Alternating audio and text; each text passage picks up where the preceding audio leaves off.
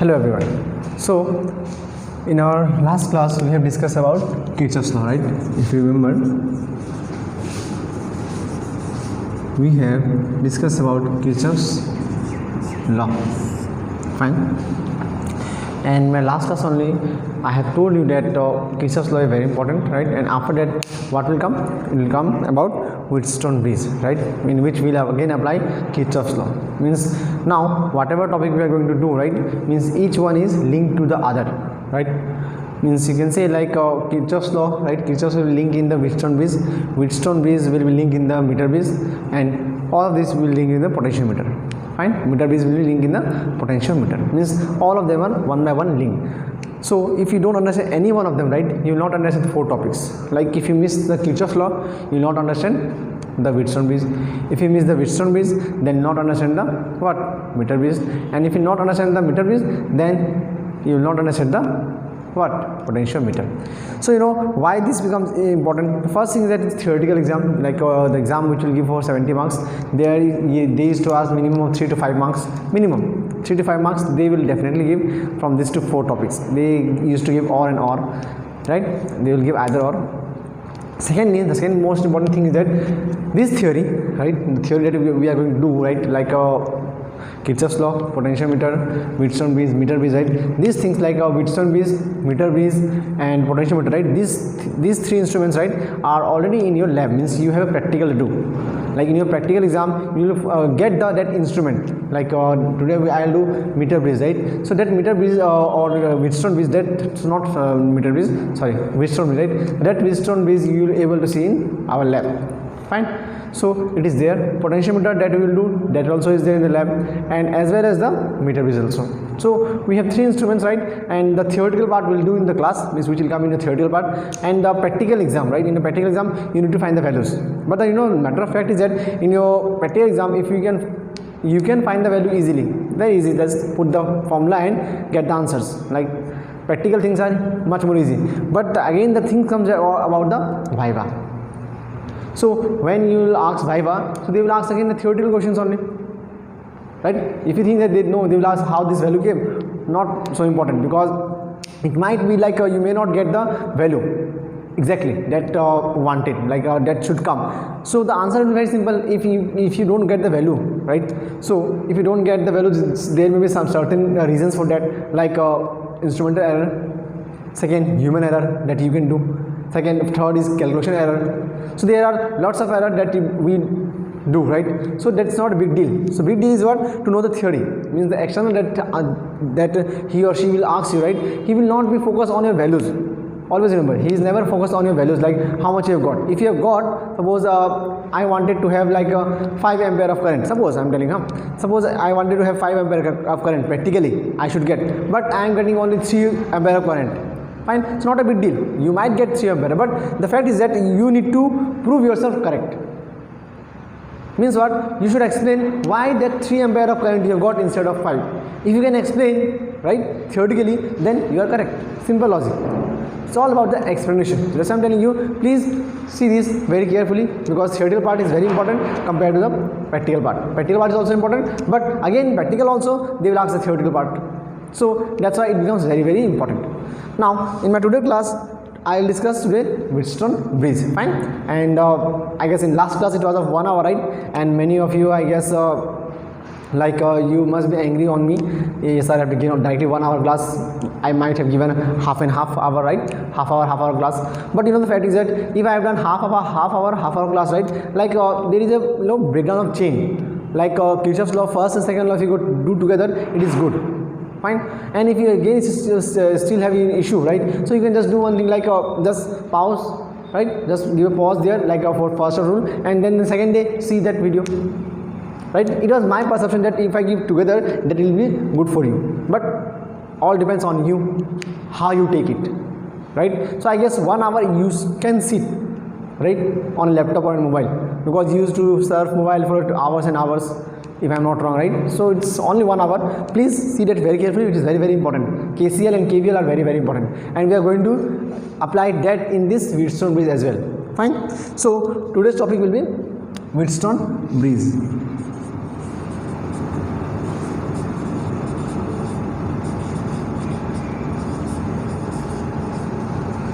So for that I'll just draw the circuit first of all, right? Basically it is a circuit diagram. Fine, it is just a circuit.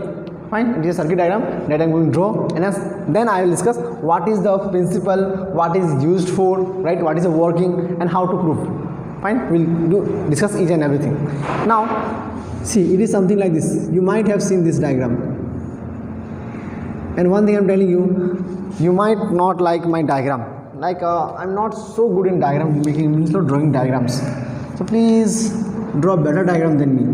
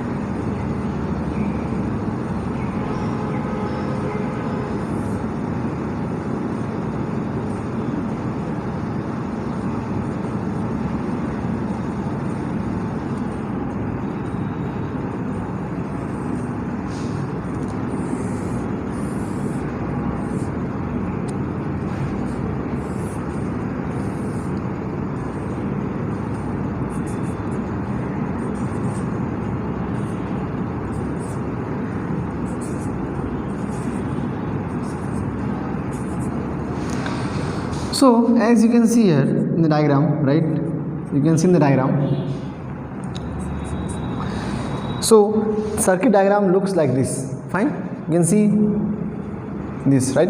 So basically this Wheatstone bridge, right? This Wheatstone bridge is used to find the unknown resistance. Fine, why it is used? It is used to find the unknown resistance. Now you must be thinking there are 4 unknown resistance, right? So in an instrument, or when we do instrument, right, this P and Q are always known, because these are always be known. It is always known, this P and Q of instrument, right? It means the 2 ends, right? If you just see, the 2 ends is always known. This and this, like you can say, right? At these 2 ends, the potential, sorry, the resistance, means the resistance is always known. So P and Q is known resistance. Fine, it will be known, it will be given to you. Fine, not a big deal. R, see, R is the adjustable resistance, means the resistance that you can adjust. Like you will get a resistance box. Fine, you will get a resistance box, right? And with the help of that, you can change the resistance according to your wish. Fine, that is called adjustable resistance. Fine, and S we need to find. We need to find this resistance. We don't know about S. We don't know anything about S. We need to find the S. Fine, here S is the unknown resistance. Fine. So what is the principle now? So the principle of Wheatstone bridge says, right, always remember the Wheatstone, the principle, right? I am just talking about principle. I have told you what is the Wheatstone bridge, right? What is Wheatstone bridge? I told you, right? Now you might be thinking why this circuit is named as Wheatstone bridge, isn't it? So see, basically, just see this title. This is the title of a scientist. Means the one who proposed this theory was whose name, I guess, Charles Wheatstone. If I am not wrong, it is a Charles Wheatstone. Just correct me if I am not wrong, right? Correct me if I am wrong. Fine. So it must be Charles Wheatstone. Now why bridge? Because see, this circuit, right? This line is acting as a bridge. Means this is galvanometer, right? This is galvanometer. So this galvanometer is acting as a bridge, which is joining these 2 circuits. See, this and this, they are joining together, right? So that's why Wheatstone bridge. Wheatstone of the title of scientist, right? And bridge because it is just acting again as a bridge. See, joining 2 ends. Fine, opposite ends. Okay. Now you might thinking, wow, what is galvanometer, right? What is galvanometer, right? So we have discussed about ammeter, discussed about voltmeter, right? Now what is galvanometer? Ammeter is used, right? Ammeter is used to measure current. Voltmeter is used to measure what? To measure voltage or potential difference, and galvanometer is used to detect current. Always remember, galvanometer is used to detect current. Like see, it is something like this. You will see in the lab. I guess you might have seen, or if you not seen, then when the college reopens, then you will see. Like see, it is something like this. G will be there, right? And there are some values. Like, and there is one needle there which will be here at this point, and like this, right? And when always remember, and when the current flows, right, and when the current flows, this needle will deflect either this side or to this side, just like this and this. Means this side or this side, this will deflect if there is a current flowing through it, right? Fine out. So it can measure a very few, means very less amount of current, right? Very feeble amount of current it can measure. Galvanometer. That's why we don't use ammeter. Ammeter is just is measure, means how much, 2 ampere, 1 ampere, 5 ampere, right? So it might be like if the current is like 0.1 ampere suppose flowing, right, and we don't have any reading in the ammeter, so how will it show? It will show that there is no current flowing, right? So that's for that purpose, right? देखो basically आपका क्या है, जो galvanometer में है, ammeter है, फ़र्क क्या है? आपको होगा ना, एमीटर था तो नया इंस्ट्रूमेंट क्यों बनाने जरूरत पड़ गया? है कि नहीं है? काम तो उससे भी होता, मेजर करता मतलब क्या, वो भी तो दिखाएगा रीडिंग, ऐसे करके दिखाएगा, वो भी तो है ना, या करेक्ट, वो भी एक रीडिंग दिखाएगा। लेकिन मान लो अगर बहुत राइट, बहुत कम अमाउंट ऑफ करंट उसमें फ्लो हो रहा है ना, ठीक है, अगर उसमें बहुत कम अमाउंट ऑफ करंट फ्लो हो रहा है, देन उससे क्या होगा? वो मान लो कि मेरा एमीटर जो है, एमीटर है यहाँ 1 से शुरू हो रहा है सपोज, है ना, यहाँ से 1 एम्पेयर से शुरू हो रहा है, एंड जो करंट फ्लो हुआ सर्किट में है ना, लाइक से लेट्स से कि वो 0.1 एम्पेयर है। कितना है? 0.1 एम्पेयर है। अगर ये 0.1 एम्पेयर है, अब क्या लगता है, ये जो नीडल यहाँ पर रहेगा, मान लो ये जो नीडल यहाँ रहेगा, है ना, तो क्या ये डिफ्लेक्ट करेगा 0.1 के लिए? ये तो मैक्सिमम कितना दिखाएगा? पहले मान लो 0 पर रहेगा, ये पहले क्या रहेगा, 0 1 2 3 ऐसे रहता है बेसिकली आपका, है कि नहीं है? और ये नीडल रहेगा बेसिकली आपका, नीडल ये समवेयर 0 पे ऐसे रहेगा। एमीटर है, हाँ मैं बात कर रहा हूँ एमीटर के बारे में। होपफुली आप लोग देखा होगा एमीटर को, नहीं देखा मैं दिखाऊंगा आपको लैब में कि एमीटर कैसा दिखता है एंड गैल्वेनोमीटर कैसा दिखता है, ठीक है? तो देखो बेसिकली फ़र्क क्या होता है कि ये 0 पर रहेगा, लेकिन अगर 0.1 एम्पेयर ऑफ करंट अगर फ्लो होता है यहाँ पे ना, I repeat again, 0.1 ampere of current अगर फ्लो होता है, तो ये एमीटर रीडिंग नहीं दे पाएगा। ये एमीटर जो है ये रीडिंग नहीं दे पाएगा, क्योंकि इसका जो मिनिमम है, जो मिनिमम जो रीडिंग शो कर सकता है ना ये एमीटर, वो कितना है? 1 एम्पेयर है, ठीक है, फाइन, या 0.5 एम्पेयर होगा मैक्सिमम, उससे ज़्यादा रीडिंग है छोटी करता, मतलब बहुत मैं एग्जाम्पल दे रहा हूँ। इट में लाइक अगर मान लो 0.01 एम्पेयर भी हो सकता है, मीन्स बहुत कम एम्पेयर करंट फ्लो हो रहा है, 0.01 एम्पेयर भी करंट फ्लो हो सकता है, मतलब बहुत कम, है ना। So that amount of current will not be shown by what? Ammeter. तो इसके लिए क्या हमें एक नया इंस्ट्रूमेंट क्या इंट्रोड्यूस किया गया? गैल्वेनोमीटर। उसका काम क्या है? वो बस डिटेक्ट करेगा कि करंट फ्लो हो रहा है, थोड़ा भी करंट फ्लो होगा तो वो बस कांटा जो है ना, उसका क्या कांटा कहते हैं उसे ना, हाँ, नीडल जो है वो ऐसे करेगा, मीन्स अपना पोजीशन चेंज करेगा, जहाँ पोजीशन चेंज किया मतलब वहाँ करंट फ्लो हुआ है, ठीक है। So we are concern about the flow of current, not the amount of current. हमें अमाउंट ऑफ करंट फिलहाल नहीं चाहिए, हमें मेजर उसको, हमें करंट को मेजर नहीं करना है, हमें बस जानना है कि उसका कितना है, ठीक है। तो that's why we use in the circuit galvanometer, ठीक है। और जो गैल्वेनोमीटर बेसिकली है ना, ये एज ए ब्रिज का काम कर रहा है इस सर्किट में। देखो ये जो सर्किट था ना, बेसिकली ये सर्किट के लिए क्या हो रहा है, ये एज ए ब्रिज का काम ये कर रहा है, ठीक है। ओके, नाउ अब आते हैं प्रिंसिपल पे। इसका प्रिंसिपल क्या कहता है? When P/Q is equal to R/S, then IG मतलब current flowing in a galvanometer is 0, ठीक है। बस में ना, क्या मैंने कहा कि IG क्या होगा? IG मतलब क्या? Current flowing in a galvanometer. जो गैल्वेनोमीटर है ना, वो जो शो करेगा रीडिंग है ना, वो क्या दिखाएगा? 0। मतलब ये P/Q is equal to R/S।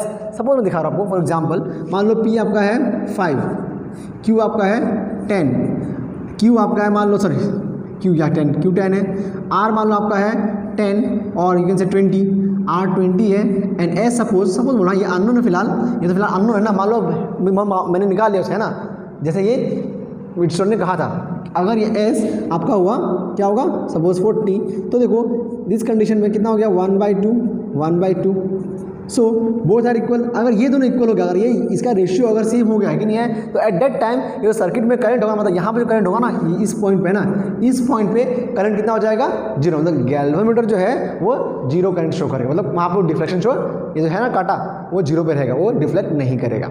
ठीक है, सो ऐसा विट्सोन ने कहा कि एट दिस कंडीशन है ना, P/Q = R/S कंडीशन पे है कि नहीं है, ये जो क्या है क्या करेगा, ये शो नहीं करेगा। ठीक है, आया बात समझ में, ऊपर से क्या बताइए, क्लियर, फाइन। अच्छा, ये हमारा डायग्राम हो गया। सो अब बढ़ते हैं हम लोग इसका प्रूफ की तरफ। अच्छा इसको R ये होगा, ये है ना, ये R नहीं होगा, R ये होना चाहिए, S ये होगा, है ना। हमने यहाँ स्टार्ट किया था PQ R फिर S। ठीक है, फाइन। सो नेमिंग थोड़ा चेंज कर देना, PQ R S R। अब ठीक है, नाउ अब हमें करना क्या है, इसको प्रूफ करना है। अरे भाई साहब,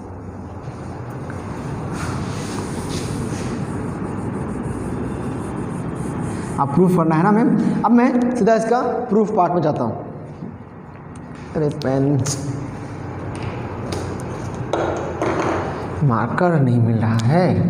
देखो अगर यहाँ पे करंट आई है, देखो मैं रेड से मार्क कर रहा हूँ, रीज़न है उसका क्योंकि आप लोग कंफ्यूज ना हो उससे, ठीक है ना। मैं इसलिए देखो ब्लैक रेड ब्लू सब रख रहा हूँ, ट्राई कर रहा हूँ, तो आपको ये डायग्राम थोड़ा सा ब्यूटीफुल दिखे ना। अच्छा, बिकॉज ब्लैक सब दिखूंगा फिर यहाँ पे कुछ नहीं आएगा।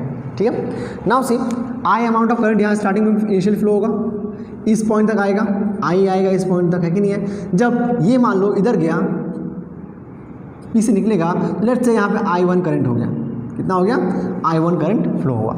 फाइन, यहाँ कितना हुआ, I1 करंट निकल, बिकॉज I से एक पार्ट जाएगा, मैंने कहा I1। सो ये जो पार्ट होगा ये कितना होगा, यहाँ पे कितना करंट फ्लो होगा, यस ये हमारा होगा I माइनस I1, है ना। ये हमारा क्या होगा, I माइनस I1। कैसे, मान लो कि पहले यहाँ 10 एम्पेयर ऑफ करंट फ्लो हो रहा था ना, इस I इक्वल टू हमारा था 10। ठीक है, I1 सपोज मान लो कि I1 आपका हो गया 4 एम्पेयर, सपोज बोलो, हाँ कुछ तो जाएगा ना। सपोज मैंने कहा I1 4 हो गया, तो बताओ इधर कितना जाएगा, इसी में से डिवाइड होगा ना, ये इसी पार्ट से डिवाइड होगा ऑब्वियसली, है कि नहीं है। सो जब इस पार्ट से डिवाइड होगा कितना होगा बेसिकली, अब पता कैसे चलेगा, 10 माइनस 4 जो बच जाएगा वही तो यहाँ जाएगा ना। I से जो करंट यहाँ बच जाएगा, इधर I1 के पास जाने के बाद बच जाएगा, वही तो इधर जाएगा ना, है ना। इसलिए क्या होगा, 10 माइनस 4 मतलब क्या, देखो 10 माइनस 4 मतलब I माइनस I1। ठीक है, तो हमारे पास एग्जैक्टली हमारे पास वैल्यू अभी नहीं है ना, हमारे पास वैल्यू नहीं है, इसीलिए मैंने यहाँ पे देखो 10 4 ऐसा कुछ लिखा, मैंने बस क्या लिखा, I माइनस I1। होपफुली आपको ये समझ में आ गया होगा। अब देखो ये करंट इधर जाएगा, फिर इस पॉइंट से, देखो इस पॉइंट से है ना, फिर से क्या होगा, ये ब्रेक होगा। अब देखो यहाँ पे गैल्वेनोमीटर में कुछ करंट जाएगा ऑब्वियसली, है कि नहीं है, गैल्वेनोमीटर में कुछ करंट जाएगा, मानता हूँ मैं गैल्वेनोमीटर में जो करंट गया है ना वो उससे मतलब मैं IG, कितना मैंने लिया, IG। ठीक है, ये हमारा क्या हो गया, IG अमाउंट ऑफ करंट गया। फाइन, अब देखो अगर IG अमाउंट ऑफ करंट गया तो क्या होगा, दिखने में। अच्छा, ये इधर आया, अब इधर आ क्या होगा, ये इस पॉइंट पर आने के बाद यहाँ आएगा, यहाँ मीट करेगा, फिर कहाँ जाएगा, ये इधर जाएगा, फिर कहाँ जाएगा, ये इधर जाएगा, है कि नहीं है। जब इधर जाएगा तो बताओ कितना होगा, देखो ये IG इधर आएगा और ये दोनों आएगा, तो दोनों मिलके ये प्लस हो जाएगा ना। क्योंकि हमें पता है कि मान लो इधर से जब जाता है करंट, इधर जब आता है ना, तो रिजल्टेंट क्या होता है बेसिकली, मान लो ये I1 है और ये मान लो I2 है। सो ये क्या होगा बेसिकली, इधर क्या होगा, I1 प्लस I2, दोनों कंबाइन हो जाएगा। जस्ट लाइक वाटर, मैंने कहा था ना, जैसे कि मान लो वाटर कैनल, एक टैप से पानी, एक इधर से पानी आ रहा है और इधर से पानी आ रहा है, तो क्या वापस फ्लो थोड़ी ना हो जाएगा वो दोनों, है ना, वापस फ्लो तो नहीं होगा, दोनों मिल जाता है बेसिकली आपका। फिर अगर मैं एक और पाइप दे दूँ तो सब लोग यहाँ से फ्लो हो जाएगा आसानी से। ठीक है, सेम प्रोसेस यहाँ होगा, ये दोनों होगा ना, यहाँ इधर जो करंट आएगा इसमें क्या होगा, ये प्लस ये हो जाएगा, सॉरी ये प्लस ये हो जाएगा, है ना। तो क्या होगा, देखो यहाँ पे इस पॉइंट में कितना होगा current, I minus I1 plus I of G। ठीक है, I minus I1 plus of G। देख लो यहाँ तक आप लोगों को समझ में आया कि नहीं आया, देख लो यहाँ तक सब आप समझ में आ गया कि नहीं आया। देखो यहाँ पे I1 करंट कैसे हुआ, I माइनस I1 कैसे हुआ, फिर ये इधर में करंट मुझे पता नहीं कितना आया, मैंने कहा ये IG अमाउंट ऑफ करंट यहाँ आएगा। ठीक है ना, ये आपका देखो IG है, ठीक है, always remember this is IG। Fine. I G मान लो करंट, फिर ये नीचे तरफ आएगा, जब नीचे आएगा तो क्या होगा, इधर जाएगा, जब इस पॉइंट पे आएगा तो ये और देखो ये जो दोनों है ना, लाइक देखो ये नदी और ये नदी आपस में मिलेगा, और मिलने के बाद दोनों का पानी क्या हो जाएगा, एडअप हो जाएगा। सो एडअप में कहाँ जाएगा, इधर जाएगा, देखो ये, फिर ये हमने प्लस कर दिया। Fine, clear. अब आता सवाल इसका ऊपर, ये तो छोड़ दिया हमने है ना, ये तो हमने लीव कर दिया, सोच रहे होगे। अब देखो यहाँ कितना करंट होगा। अब मान लो यहाँ I1 करंट यहाँ तक आया था, फिर यहाँ से कुछ करंट चला गया, कुछ यहाँ से गया, मतलब इस दिस पॉइंट से, पॉइंट बी से क्या हुआ, I1 दो भाग में डिवाइड हो गया, है ना। जैसे कि लास्ट टाइम हमारा यहाँ से I जो डिवाइड हुआ था I1 और I माइनस I1 में डिवाइड हो गया है कि नहीं है। इस बार इस केस में क्या डिवाइड हो गया, इस केस में आपको क्या डिवाइड होता है, इस केस में क्या डिवाइड हो गया, इस केस में यहाँ इस पॉइंट पे आने के बाद ये जो I है ना, देखो यहाँ पे ठीक से इस पॉइंट पे, पॉइंट बी पे I1 आके क्या हो गया, डिवाइड हो गया। ठीक है, बस मान लो कि सपोज मैं बोल रहा हूँ आपको कि लेट्स से कि आपको घर से मिला, मान लीजिए आपके पापा के पास था 100 रुपीज़, सपोज बोल रहा हूँ, इमेजिन करो आपके पापा के पास था 100 रुपीज़, आपके पापा ने उस 100 से आपको 60 रुपीज़ दे दिया। ठीक है, तो उनके पास कितना बचा, 40 रुपीज़। तो ये मान लो ये 40 रुपीज़ इधर आ गया, आप अपने पास कहीं लेके जाएंगे आराम से, आपके पास कितना है, 60 है। ठीक है, फिर आप जब कॉलेज जाते हो, आपको कोई फ्रेंड है, 20 रुपया दे ना, पेन नहीं है, चॉकलेट खाना है, कुछ तो बहाना मार के देगा, देता है नॉर्मली आपका फ्रेंड है कि नहीं है, या दे दे उधार दे दे। सो जब आप वो 20 रुपया मांगेगा है ना, तो क्या करोगे आप, वो 60 से फिर 20 निकाल दोगे ना, है कि नहीं है, 60 से 20 निकाल दोगे। फाइन। सो मान लो ये 60 से आपका मान लो ये कितना है आपका, 60 है।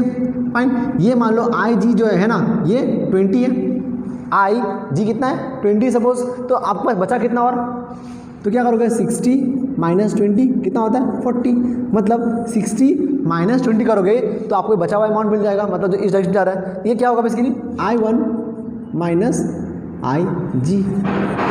ठीक है, देखो ये मार्किंग समझना बहुत ही इंपॉर्टेंट है, अगर ये मार्किंग समझ में नहीं आएगा भाई साहब एंड मैडम लोग, तो फिर काम नहीं होगा। अगर जिसने ये अच्छे से मार्किंग कर लिया ना, उसका आधा से ज़्यादा कहानी खत्म हो गया, मतलब उसको कोई दिक्कत नहीं होगा ये प्रूफ करने में, व्हिटस्टोन ब्रिज। एंड बहुत टाइम व्हिटस्टोन ब्रिज को प्रूफ करने दिया जाता है। ठीक है, अगर थ्योरी में नहीं भी आया ना, देन भी आपको प्रैक्टिकल जो एग्जाम होगा वहाँ पर आपको थ्योरी पार्ट में प्रूफ करना ही पड़ेगा। ठीक है, याद रखना कि मत सोचना कि एग्जाम में तो आएगा नहीं तो करेंगे नहीं, आएगा ज़रूर, या तो प्रैक्टिकल में आएगा या तो थ्योरी पार्ट में आएगा लेकिन पक्का। ठीक है, सो मेक श्योर, आपका किस्मत कब ख़राब हो जाए किसी को नहीं पता, है कि नहीं है। ठीक है, और ऐसे आप लोग किस्मत ख़राब चल रही है फिलहाल, देखो पेंडेमिक स्टार्ट है ना। सो किस्मत पे विश्वास तो कर नहीं सकते फिलहाल, है ना। तो जब किस्मत पे विश्वास नहीं करोगे तो किससे विश्वास करोगे, अपना नॉलेज पे, है ना। ठीक है, तो नॉलेज रखो और काम करते चलो। तो हमारा ये हो गया सर्किट डायग्राम इसका। अब करना कुछ, देखो यहाँ पे कुछ खास नहीं करना हमें यहाँ पे। अब करना क्या हमें यहाँ पे, बस देखो ये एक सर्किट है ना, ये एक सर्किट, देखो यहाँ पे देखो दो सर्किट बन रहा है। अगर मैं आपको अलग ड्रॉ कर दिखाऊं तो देखो ठीक से, यहाँ ध्यान से देखना, यहाँ देखो दो सर्किट ड्रॉ हो रहा है।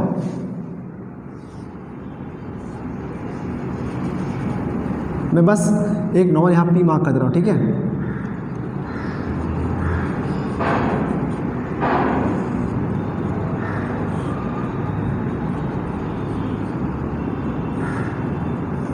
देखो ये एक सर्किट हमारा है, यहाँ जहाँ जी है ना, ये हमारा क्या बेसिकली जी है। देखो ये पी था, ये बी था, और ये डी था, और ये आर था, है ना। देखो ये एक सर्किट दिखाई दे रहा है आपको, मतलब बेसिकली वो लूप है या इसको बोलो मैश है। तो भाई एक मैश है कि नहीं है, फाइन। अगर ये एक मैश है तो यहाँ पे हम KVL अप्लाई कर सकेंगे, किरचॉफ्स वोल्टेज लॉ, है ना, जिसे हम मैश लॉ कहे थे, या लूप लॉ बोलो, जो बोलो नाम दो, है ना। यहाँ पे एक बंडा लूप है कि नहीं है। तो आपको अगर KVL अगर अप्लाई करना है ना, ये मार्कर पेन का क्या करूँ, चल नहीं रहा ठीक से। अब देखो अगर आपको KVL अप्लाई करना है ना, अगर if you need to apply KVL, so you must know the direction of current, right. Plus minus वाला गेम याद है ना, मैंने लास्ट बात किया था, प्लस माइनस वाला गेम खेलना पड़ेगा। तो यहाँ देखो करंट यहाँ से फ्लो हो रहा है, तो ये क्या होगा प्लस, ये क्या होगा माइनस, ठीक है। फिर देखो करंट इधर आ रहा है, तो ये क्या होगा प्लस, ये क्या होगा माइनस। फिर इधर से ऐसे आया, फिर यहाँ देखो, फिर इधर जाएगा, बातें कर छोड़ दो इसका। अब जो करंट इधर से आ रहा है, ये क्या होगा प्लस, ये क्या होगा माइनस, ठीक है। सो हमने देखो प्लस माइनस का गेम खेल लिया, अब सवाल आएगा डायरेक्शन, घूमना किधर से, ऐसे घूमूं या ऐसे घूमूं, है ना। सो फायदा उसी में है जहाँ मेजोरिटी हो। सोचते ना मेजोरिटी क्या होता है, जहाँ पे दो डायरेक्शन सेम मिलता हो, है ना, और एक अपोजिट हो जाए, कोई दिक्कत नहीं है ना। यहाँ देखो ठीक से कि ये देखो ये प्लस होके हुए ये ऐसे आ रहा है, देखो ऐसे आएगा, फिर ऐसे आएगा, फिर ऐसे आएगा, सही है ना। बिकॉज देखो इसका डायरेक्शन इसका डायरेक्शन सेम ही है, देखो ये भी अंदर की तरफ जा रहा है और ये भी अंदर तरफ आ रहा है, तो इन दोनों का डायरेक्शन जो है देखो सेम है। अभी मत बोला सर देखो ये तो ऐसे जा रहा है और ये तो नीचे आ रहा है, सेम कैसे हुआ, सेम ही है भाई साहब एंड मैडम। देखो यहाँ पे क्यों, बिकॉज देखो ये ऐसे आके फिर ऐसे आ रहा है ना, तो ऐसे जाके ऐसे जा रहा है, अपना पाथ तो चेंज नहीं किया ना, रास्ता तो नहीं बदला ना। जैसे यहाँ देखो मान लो अब यहाँ से लोगे कैसे होगा, ऐसे आएगा फिर ऐसे जाएगा, करंट डायरेक्शन देखो उल्टा पड़ रहा है ना, और उल्टा सिर्फ एक नहीं पड़ेगा दूसरा भी पड़ेगा, इसीलिए हम लोग ऐसे लेंगे, ठीक है। डायरेक्शन ऑफ जो हमारा करंट होगा ना हम कैसे लेंगे, डायरेक्शन करंट हमारा क्या होगा, कुछ इस तरह से होगा, ठीक है। हम लोग ऐसे आके ऐसे घूमेंगे, ठीक है। तो क्या लेंगे हम, इन मैस और इन लूप क्या होगा, नाम कहाँ से स्टार्ट होगा, ए स्टार्ट करेंगे है ना, ए बी डी, फिर से है ना ए बी डी ए, फिर से वही काम देखो यहाँ पे करंट कितना आपका I1, रेजिस्टेंस कितना है P, सो I1 P प्लस, क्योंकि तो ये प्लस था ना, यहाँ दो स्टार्ट किससे हुआ बेसिकली, ये प्लस से स्टार्ट हुआ, ठीक है। फिर यहाँ देखो नीचे तरफ आ रहा है, यहाँ क्या देखो प्लस, मतलब पहले प्लस आया तो क्या होगा प्लस, यहाँ पे करंट कितना है, यहाँ करंट कितना है आपका I इंटू जी, आई जी, और रेजिस्टेंस कितना हमारा बेसिकली, रेजिस्टेंस यस करो, यहाँ पे हमारा रेजिस्टेंस कितना होना चाहिए, कितना होना चाहिए, बताइए बताइए जल्दी जल्दी बताइए, ये चीज़ आप लोगों को भी सोचना पड़ेगा, है ना। सो यहाँ देखो बेसिकली रेजिस्टेंस अगर मानेंगे तो यहाँ तो हमने क्या माना था, P माना था इसको, इस पॉइंट के लिए, इस पॉइंट के लिए हमने क्या माना, यहाँ पे R माना है, ये जो G है ना, तो हम मानते हैं G में जनरेटर है ना उसका रेजिस्टेंस कितना होगा, G अमाउंट ही होता है, कैपिटल G मानते हैं ना, सो I इन कैपिटल G, ठीक है। फिर कैपिटल G मैंने माना, देखो यहाँ पे इसका अंदर देखो रेजिस्टेंस आपका हर किसी के अंदर होता है ना, हर बॉडी के अंदर कुछ ना कुछ रेजिस्टेंस पाया जाता है ना, तो इसलिए हमने माना G यहाँ पे लिखा है, तो G से रिप्रेजेंट कर दिया इसको, इजी होगा मेरे लिए। अगेन ये ऐसे आएगा फिर ऐसे जाएगा, यहाँ देखो क्या दिख रहा है यहाँ पे पहले आपको, what you can see here minus, यहाँ क्या आप होगा माइनस, फिर करंट कितना देखो I minus I1, resistance R equal to कितना होगा सब मिला के 0। हमारा KVL लॉ तो यही कहता है ना कि टोटल वोल्टेज है ना across the total voltage across the circuit या इन द लूप है ना is how much 0।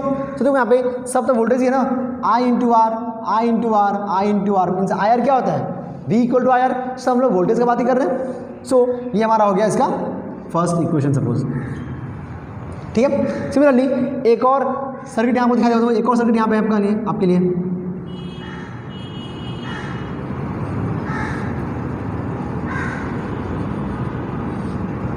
Something like this, check this out. देखो कुछ इस तरह से आपको दे रहा है ना, यहाँ पे S है, यहाँ पे Q है, यहाँ पे आपका देखो B और ये D और ये C है ना, ये पॉइंट हमें देख रखा हुआ है। अब देखो जो करंट का जो डायरेक्शन है ये किधर होगा, देखो किधर से स्टार्ट होगा, ये यहाँ से अगर जा रहा है ये क्या होगा प्लस, ये क्या होगा माइनस, ठीक है, ये क्या होगा प्लस, ये होगा माइनस। अब देखो हम लोग कौन सा लूप अप्लाई करेंगे, इन लूप यहाँ से, तो ये ऐसे आ रहा है, ऐसे आएगा, ऐसे आएगा, फिर ऐसे घुस जाएगा, है ना। सो हम लोग ये पकड़ते हैं, इजी होगा हमारे लिए। तो इन लूप क्या होगा, बी से स्टार्ट करेंगे, B D C B D C P है ना। तो क्या होगा देखो बी डी सी पी में क्या होगा हमारा, क्या देखो यहाँ स्टार्ट करना क्या है ना, मतलब क्या होगा आई जी इंटू जी है ना, फिर ये देखो सेम डायरेक्शन फॉलो कर रहा है, मतलब प्लस, और ये क्या होगा आपका माइनस, मतलब अगेन फिर से क्या होगा plus I minus I1 plus I G, ठीक है। फिर इधर आएगा, इधर क्या देखो, इधर क्या दिख रहा है आपको माइनस, यहाँ देखेंगे माइनस, क्या हुआ ये I1 माइनस आई जी इंटू क्या होगा Q is equal to how much 0, ये हमारा रूल यही कहता है। सो हमें ये दो चीज़ मिल गया इक्वेशन 1 और 2।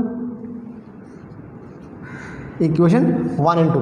अब आते थोड़ा प्रिंसिपल बैक ही नहीं, मान लो कि यहाँ बोला है when P by Q equal to R by S, है ना, लेकिन हमें यहाँ पता ही नहीं एस कितना है, अननोन है फिलहाल एस, है ना। हमारा यहाँ देखो P and Q are known, R is adjustable and S is what unknown. S हमें निकालना है बेसिकली, है ना, मतलब हमें ये जो चीज़ है हमारा ना, हमें ये चीज़ को प्रूव करना है। We need to prove P by Q equal to R by S, ठीक है। सो अगर P by Q equal to R by S हो सकता है, यहाँ से आई जी इक्वल टू 0 होगा ना। अगर मैं उल्टा बोलूँ क्या होगा, if I G equal to 0 then P by Q equal to R by S होना चाहिए, उल्टा रिवर्स। सो मैंने क्या कहा था, जो कैपिटल R है ना, जो हमारा R में लिया था ना, ये R है ना, ये R जो हमारा क्या है इसके लिए, क्या हमारा यार बताओ, ये R हमारा क्या है, this R is nothing but what adjustable resistance, मतलब जिसको आप लोग एडजस्ट कर सकते हो। तो मान लो कि मैं रेजिस्टेंस ऐसे एडजस्ट किया कि आईजी में कोई डिफ्लेक्शन शो नहीं किया, मैं कर सकता हूँ ना, मैं ये डाला फिर वो डाला बहुत सारा ऑप्शन रहेगा, लाइक ABC, ऑप्शन ए नहीं तो बी, नहीं तो सी, नहीं तो डी, कोई एक तो राइट होगा, है ना। वैसे ही मैं यहाँ पर रेजिस्टेंस को ऐसे एडजस्ट करूँगा so that IG equal to 0। तो हम क्या कहेंगे, if IG equal to 0 then, देखो पास में ना, मान लो मैं रेजिस्टेंस कैपिटल R जो उसको ऐसे एडजस्ट किया कि जो IG में जो करंट है, मतलब आपको गैल्वेनोमीटर में जो करंट है वो कितना हो गया 0। So if that is 0 so what will get, see equation 1 and equation 2 हमें क्या मिलेगा देखते हैं हम लोग, what will get in equation 1 and equation 2, let's see. Fine, so see equation 1 implies क्या होता है, वो IG मतलब ये जो है ये 0 हो गया। अगर ये 0 हो गया मतलब पूरा टर्म खत्म, means I1P minus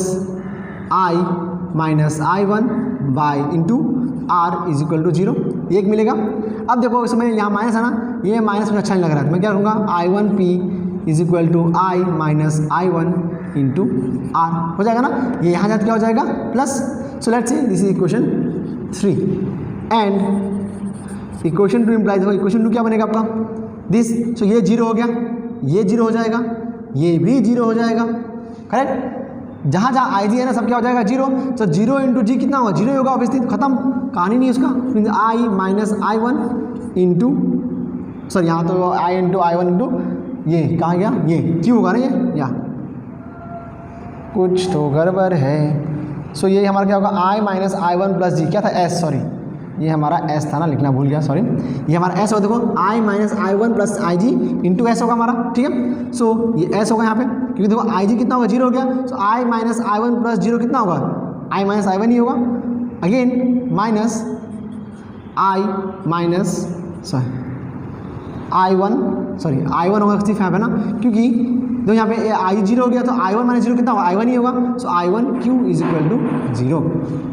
now again see कि मुझे क्या चाहिए था, P बाई क्यू, यहाँ देखो P on the left hand side है कि नहीं है, तो मुझे ये मैं P को Q को जो है ना वो लेफ्ट हैंड साइड रखूँगा, क्या करूँगा, P को लेफ्ट हैंड साइड ही रखूँगा, और इस चीज़ को ये जो दिख रहा है आपको S ना, इसको सेंड कर दो राइट हैंड साइड में, तो क्या मिलेगा, I माइनस I1 S, यहाँ होगा बस आपका एक माइनस, क्योंकि इधर आया है ना, ये इधर माइनस हो जाएगा, तो ये माइनस घर में गया खाना खाने, माइनस क्या हो गया, कैंसिल हो गया, इक्वेशन 4 मानते हैं, ठीक है।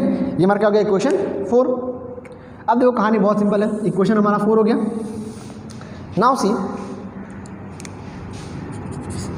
इसको इक्वेशन 3 बाई इक्वेशन 4 करते हैं हम, ठीक है। Equation 3 divided by equation 4, see what will get, I1P by I1Q is equal to I minus I1 into R by I minus I1 into S, है ना। देखो कुछ इस तरह से मिलेगा आपको बेसिकली। नाउ सी I1 खाना खाने गया, I माइनस I1 ये भी खाना खाने गया, बचा क्या यहाँ पे देखो, P by Q is equal to R by S, कहानी हो गया ख़त्म। ओके, देखो कितना सिंपल था ना प्रूफ इसका। अगर एक चीज़ ये सर्किट का समझ में आ गया ना तो बाकी प्रूफ बहुत इजी है। सो प्लीज़ प्रैक्टिस, है ना, एक दो बार प्रैक्टिस करोगे तो अपने आप सीख जाओगे, कोई बड़ा टफ काम यहाँ पे नहीं है। हमें बस क्या करना है, IG को 0 कर देना है, काम खत्म। पहले 2 इक्वेशन बनाओ, है ना, ऐसा इक्वेशन बनाओ। इक्वेशन बनाने के बाद क्या करेंगे हम लोग R को एडजस्ट कर सकते हैं कि नहीं है, सो R को ऐसे एडजस्ट करेंगे such that become how much, it becomes 0। Okay fine, so in this manner will get the what, expression for Wheatstone bridge. Fine, okay और not. So See you in the next class. In our next class, we will discuss about the meter bridge. Okay.